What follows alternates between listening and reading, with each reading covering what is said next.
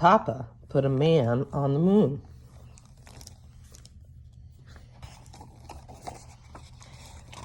The full moon rises high over our hill like a lantern shining at sea.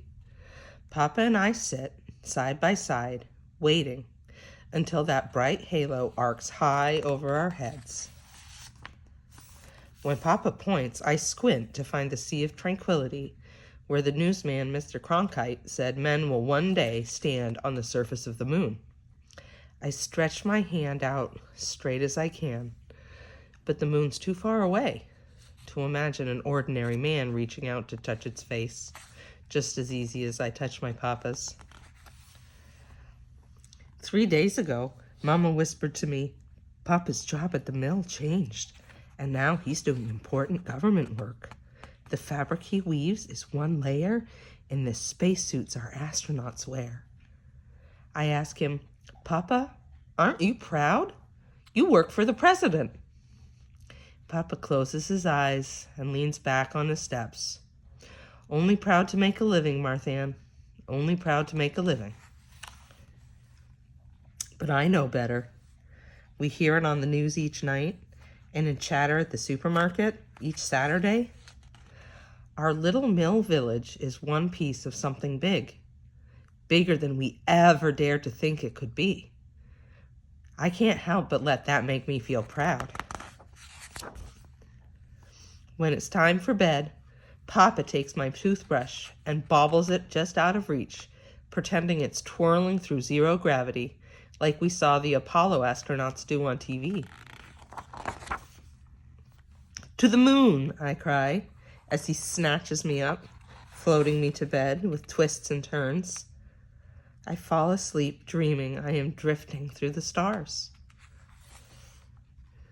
That spring, I walk with Papa from the mill each night, my heart heavy as blossoms on dogwood trees. Do you think we'll make it to the moon, Papa? Nothing to do but watch and see, he says. But time passes slowly, and my hope unravels like a string. I wish we'd hurry. Finally, one day, come summer, 3 astronauts blast off, and this time Mr. Cronkite says they're going for the moon. Watching the news, I can practically feel the rumble of the engines and the rush of air from the explosions that push the rocket into heavens. 4 days later, we're all set. They're all set. When Papa turns on the TV, I leave my usual spot on the floor and nestle onto the couch beside him. Papa squishes closer to Mama, and together we listen as the lunar module descends toward the moon.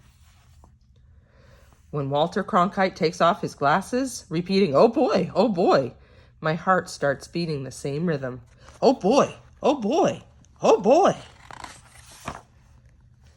The eagle has landed. Later, I hold my breath as Neil Armstrong steps from the ladder and lands where no man has stood, not ever before. One small step for man, one giant leap for mankind. Papa doesn't say a word, and I don't break his quiet with what I'm thinking. But I know it's true anyway.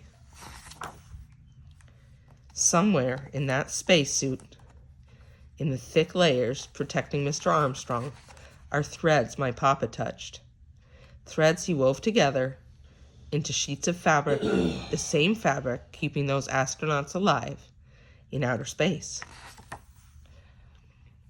Those threads go from Papa, a man whose feet have hardly left our hill, to our astronauts, now leaving their footprints in moon dust. Papa says he's just making a living, but I know better. No need to shout it out loud. It's right there on TV for the world to see. My Papa put a man on the moon. The author's note. In 1962, in an effort to rally the nation around the Apollo space program, President John F. Kennedy declared, "We choose to go to the moon in this decade." The federal government invested billions of dollars and hired factories across the United States to build each piece of equipment needed to make this bold mission a reality.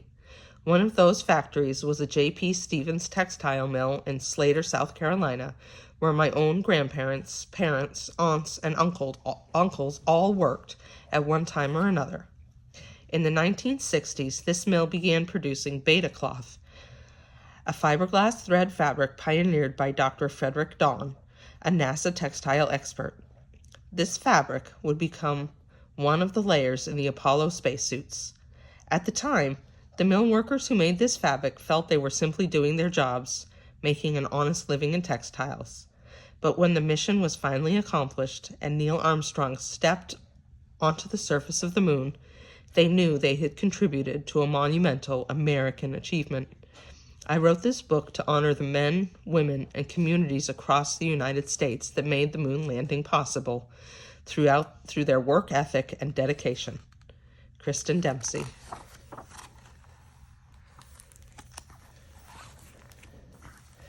And what I really love about this book is it really shows how it takes an entire nation, the workforce, people in all walks of life to come together to do something amazing.